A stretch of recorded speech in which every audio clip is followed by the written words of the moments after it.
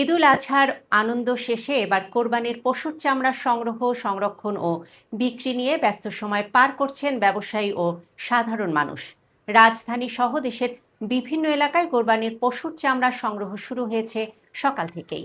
তবে প্রতি বছরের মতো এবারও চামড়ার ন্যায্য মূল্য নিয়ে রয়েছে উদ্বেগ। অনেক জায়গায় মৌসুমি ব্যবসায়ী ও এতিমখানাগুলোর পক্ষ থেকে অভিযোগ উঠেছে, নির্ধারিত দামের চেয়ে কম দামে চামড়া কিনছেন অসাধু কিছু ব্যবসায়ী। এদিকে সরকার নির্ধারিত দামে চামড়া কেনাবেচা নিশ্চিত করতে মাঠে রয়েছে প্রশাসন।